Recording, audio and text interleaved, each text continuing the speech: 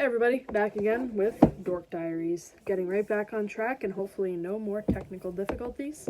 I have some art back here from you guys, and I hung some up down lower as well to remind myself of the students that I miss very much during this time. So, we are going to keep reading from a little bit more than the middle way through the book, I would say.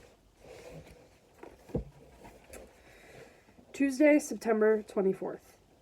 I was hoping Chloe and Zoe were over their wacky idea of getting tattoos for National Library Week. Thank goodness their parents said, "No way!" But when I saw them in gym class, they were still pretty upset. Our gym teacher divided us up into groups of 3 from our ballet skills test, and at first, I was happy that me, Chloe, and Zoe were together. Each group was supposed to pick classical music from the teacher's CD collection and then make up a short dance routine using the 5 ballet positions we had all learned over the past weeks. Since I knew all of them, I was sure I was going to get an A, or at lowest, maybe a B+ on the test. Me demonstrating my ballet techniques. But unfortunately, Chloe and Zoe were too depressed to participate. I was like, "Come on guys, cheer up. We have to make up our ballet routine and practice it before we run out of time." But both of them just stared at me with big, sad puppy dog eyes. "I can't believe our parents won't let us get tattoos. How unfair is that?" Chloe whined. "And now Mrs. Peach will never pick us for the trip to New York City. It's like our hopes and dreams have shriveled up and died," Zoe sniffled, wiping a tear. They spent the next 45 minutes venting, and I, being the sensitive and caring friend that I am, sat quietly and listened.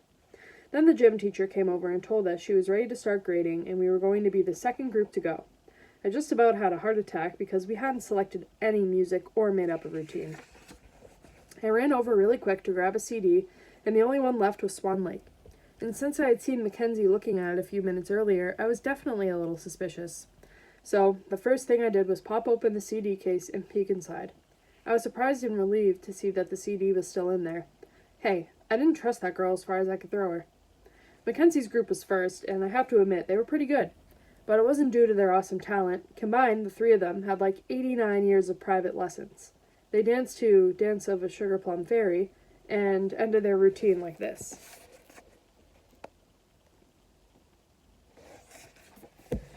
What a bunch of show-offs. I mean, what real classically trained ballerina would end her dance by doing splits and cheesing, which, by the way, means smiling? Like she just got her braces off or something. I was like, "Hey girlfriends, that ain't Dancing with the Stars." But I just said it inside my head, so no one else heard it but me. We were up next, and I started getting butterflies in my stomach. Not because I was nervous, I just really hated humiliating myself in public. Chloe must have seen the look on my face because she whispered, "Don't panic. Just follow my lead. I took ballet lessons for 3 weeks back in 2nd grade. I said, "Thanks for sharing that, Chloe. Now I feel so much better." Then Zoe whispered, "What lies behind us and what lies before us are tiny matters compared to what lies within us." Ralph Waldo Emerson. Which, of course, had nothing whatsoever to do with anything. I had a really bad feeling about our routine, and we hadn't even started it yet. Mainly because I discovered our Swan Lake CD was actually not a Swan Lake CD. It said Swan Lake on the case, but the CD inside said something else. When I read the title, I was like, what the? It was Thriller by Michael Jackson. Then my teacher snatched the CD out of my hand and popped it into her CD player and told us to take our places in front of the class. I was about to explain that we had a slight complication with our music, but I got distracted when Mackenzie's group started squealing and hugging each other. They had gotten an A+ on their routine, but it was not like I was jealous or anything. I mean, how totally juvenile would that be? Anyway, when our music came on, Chloe must have completely forgotten we were supposed to be doing a ballet routine because she started doing some funky dance moves like she was one of those half-rotted zombies from the Thriller music video. The next thing I knew, Zoe was acting like a zombie too, so I didn't have a choice but to follow along. Plus, I figured our teacher would probably knock a few points off our grade if Chloe and Zoe were staggering around like the undead, and I was doing ballet pilates in 1st and 3rd position. Okay, I really, really like Chloe and Zoe, but while I was up there dancing with them, I couldn't help but think, what am I, flypaper for freaks? I had to keep reminding myself that this whole thing was Mackenzie's fault, not theirs. Me, Chloe, and Zoe in the ballet of the zombies.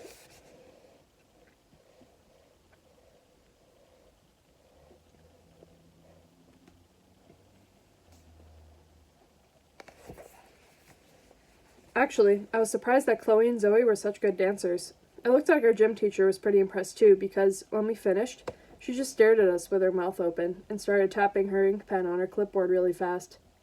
Then she asked us to see her after class.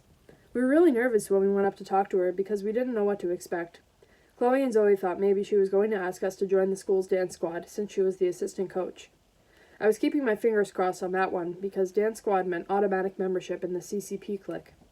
Our teacher smiled and said, "Girls, if we were doing this section on contemporary dance, you would have definitely gotten an A+.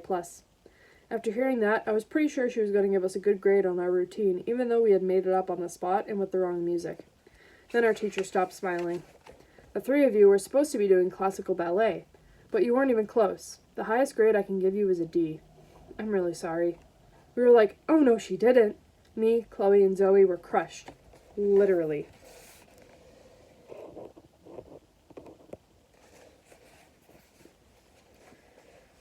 Then I screamed at my teacher, "Are you nuts? How in the world can you give us a D? Do you even realize how tricky those dance steps were? It was definitely a lot harder than it looked. Let me see you try to moonwalk like a zombie, sister." But I just said all that in my head, so no one would hear it but me. And get this. Then our teacher had the nerve to tell us to hit the showers. Like, what did showering have to do with classical ballet? Absolutely nothing. I was a little peeved at Chloe and Zoe because if they had not been wasting time whining about tattoos at National Library Week, we could have made up a decent ballet routine to the correct music and maybe earned at least a C. But no. Then, at lunch, things went from bad to worse. Chloe and Zoe had a total meltdown. They actually came up with this elaborate scheme to run away from home and live in the secret underground tunnels beneath the New York City Public Library. But the crazy part was that they planned to leave this Friday and then just hang out for 7 whole months until National Library Week rolled around in April. They figured that by arriving early, they'd get in free and be first in line for the author meet and greet. Chloe said residing at the library was going to be an exhilarating experience because they could read all the books they wanted, 24 hours a day, without having to check them out or reshelve them. And Zoe said they were going to live off Diet Pepsi and nachos, which they planned to swipe from the library snack bar each night. I could not believe Chloe and Zoe were actually going to do something so crazy, dangerous, and illegal. Chloe and Zoe using their natural instincts to scavenge for food.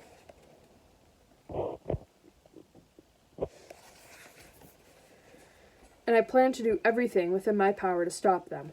Why? Because Chloe and Zoe are my best friends at the school. And my only friends at the school. But that's besides the point. Unfortunately, I only have 2 options. 1, rat them out to their rents and risk losing their friendship forever.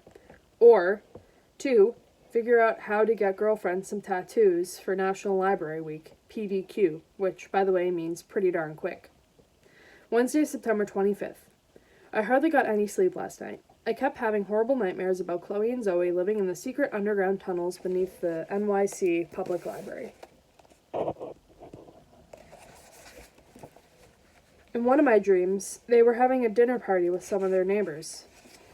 And in the scariest one, I got married to Brandon Roberts, and Chloe and Zoe were bridesmaids. But they brought a few uninvited guests to my wedding.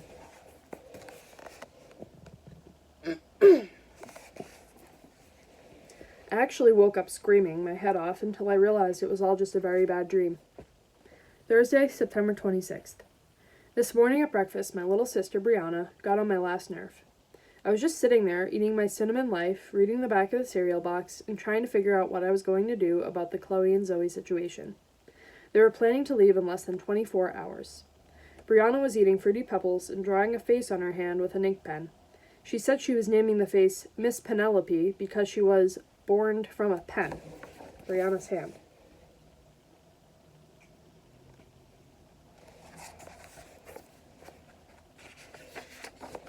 Even though I was trying to concentrate on my personal problems, Miss Penelope asked me to watch her perform Itsy Bitsy Spider, the Brianna remix. Apparently, the Itsy Bitsy Spider went up the water spout, but got washed out by the rain because he had no umbrella. Ella, A. The whole thing annoyed me to no end because I wasn't that into puppet shows. Anyway, I warned both Brianna and Miss Penelope to quit bothering me, mainly because I was in a really horrible mood. And it was not helping matters that Miss Penelope's awful singing sounded like a humpback whale in labor. She must have been highly insulted by my unbiased critique of her singing abilities because she hauled off and socked me on my arm.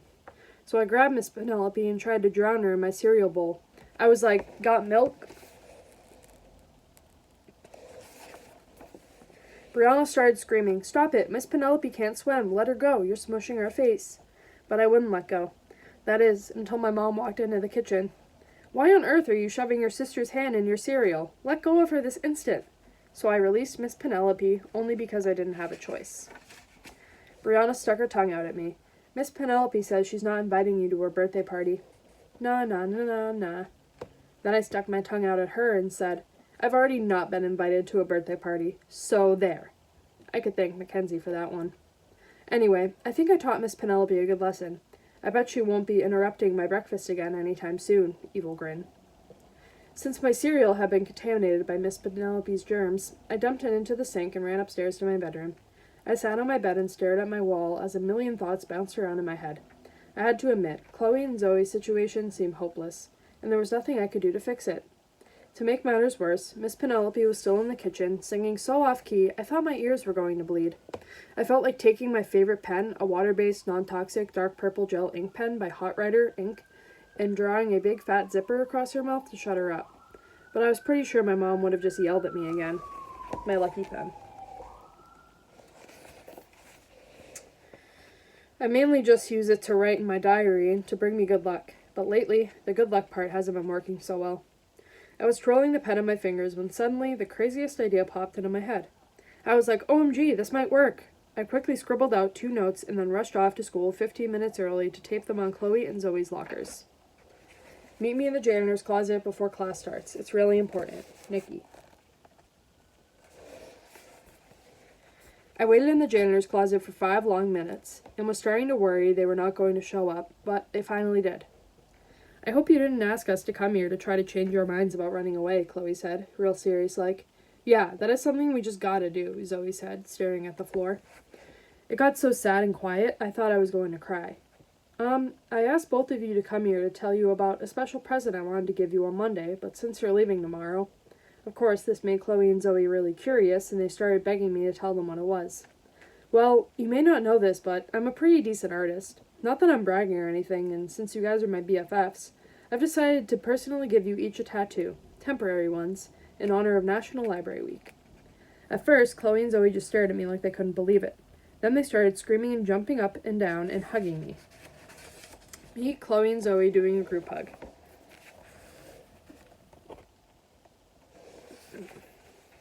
"Just decide what cotton you want." "Excuse me," I said, "and I'll design it over the weekend and draw it during lunch on Monday. But you both have to make one promise." "Anything," Zoe gushed. "Let me guess. We have to ditch our plans to run away and live at the New York City Library?" "Okay, then it's officially canceled," Chloe announced and did jazz hands like the show was over.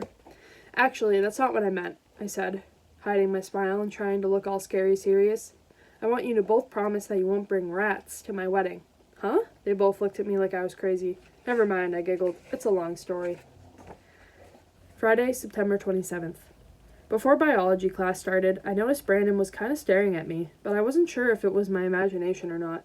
Lately, it seemed like whenever I looked at him, he was looking at me. But then we both would look away and pretend like we weren't really looking at each other.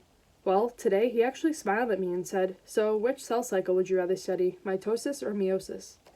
I smiled back and kind of shrugged my shoulders because I hated both of them equally. And I was afraid that anything I said would probably make me look like a bigger idiot than he already thought I was. But the main reason I couldn't talk to Brandon was because I was suffering from a very severe and debilitating case of RCS, or roller coaster syndrome. Studies show that it mainly attacks girls between the ages of 8 and 16. The symptoms are difficult to describe, but whenever Brandon talks to me, my stomach feels like I'm dropping 900 feet at 80 miles per hour. Simply calling it butterflies is a common and dangerous mixed diagnosis. Suddenly, and without warning, I feel compelled to throw my hands up in the air, like I just don't care, and scream, "Whee!" Me riding the roller coaster, the love roller coaster, I so love to hate this feeling.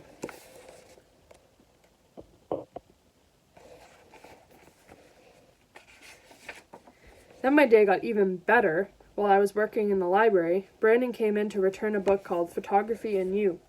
I was just sitting there, doodling a few tattoo designs for Chloe and Zoe, when he leaned across the counter and peeked at my notebook. Now that is good. I didn't know you were an artist. I looked around to see who he was talking to. Then I totally freaked out when I realized he was actually talking to me. I could hardly breathe. Thanks, but it's no big deal. I've been going to art camp like forever. And last summer, I got practically 1,000,000 mosquito bites, and wow, did they ever itch? I babbled like an idiot. Well, one thing is for sure, you definitely got skills. Brandon's hair was hanging in his eyes again as he smiled and kind of leaned in even closer to look at my sketches. I thought I was going to die. He smelled like Snuggle fabric softener, Axe body spray, and red licorice? I couldn't stop blushing, and there was no way I could draw with him watching me like that. I started feeling the roller coaster thing all over again. Whee! Suddenly, Brandon's eyes seemed to twinkle with excitement. Hey, are you entering the avant-garde art competition? I'll be covering it for the newspaper. Yeah, I'm thinking about it, but everyone is saying Mackenzie's fashion illustrations are going to win this year, so I don't know. Mackenzie, are you kidding? You have more talent in your smallest burp than she has in her entire body. I'm serious, you know that, right? I could not believe Brandon actually said that. It was so rude, so wickedly funny, so true. We both laughed really hard. I didn't know he had such a wacky sense of humor. Soon, Chloe and Zoe came staggering up to the front desk, each loaded down with a stack of books that needed to be put away. Then they saw us, their mouths dropped open. They looked at me, then at Brandon, then at me again, then at Brandon, then back at me, then Brandon, then me, then Brandon again. This went on like forever. They were gawking at us like we were a new animal at the exhibit at the zoo or something. It was so embarrassing. Brandon's smile went slightly crooked, but otherwise he acted coolly nonchalant about the whole thing. Hey, get a load of those two. It must be mating season or something.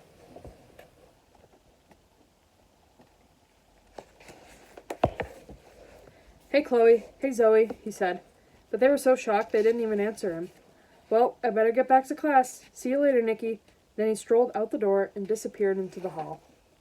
Chloe and Zoe made a big deal over Brandon talking to me like that and started nagging me to admit he was my secret crush. After I made them both pinky swear not to tell anyone, I told them about how Brandon had helped me up after Jessica tripped me in the cafeteria a couple of weeks ago.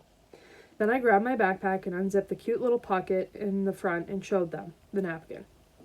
At first, they just stared at it in awe, but soon they were teasing me and giggling like two kindergartners. Brandon and Nikki sitting in a tree. Kissing. I told them to shut up before someone overheard them, and it got all over the school. Chloe insisted that I keep the napkin for the rest of my life because there was a chance that Brandon and I could accidentally meet up on some exotic romantic island 20 years from now. She said it could happen just like it did in those chick flicks at the movie theater. My Best Friend's Napkin, Sleepless in San Diego, directed by Chloe Cristina Garcia. Brandon, I couldn't help but notice you from across the room and be hopelessly drawn to your brains and beauty. It almost seems that we've met before, perhaps in another place, another time, another life. Me. Alas, allergy season is upon us. Please, take this most cherished napkin from my very heart-wrenching mysterious past and do with it what you must.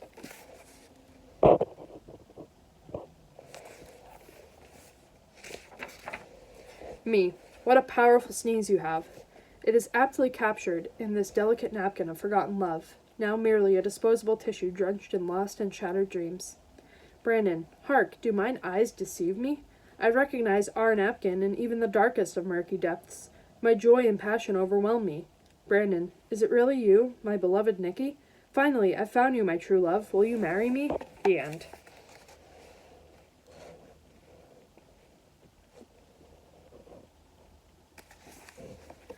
I told Chloe her story was really sweet and romantic, but if the napkin was really dripping with snot, and Brandon proposed on the spot like that, my story would probably have a different ending. Brandon proposing, me. Gee, Brandon, I think we need to take things a bit slower. First, let's get rid of the snotty napkin. Ick. Second, how about pizza and a movie? The end.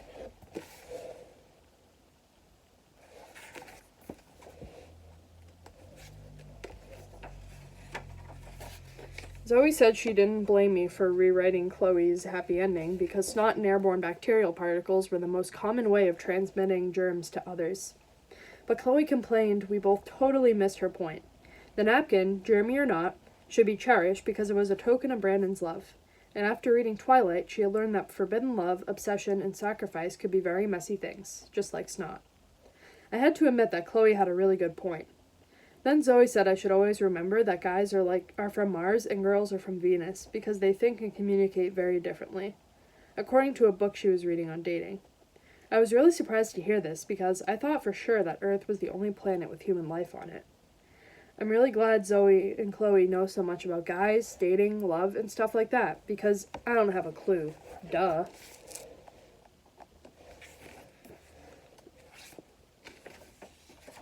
Alright.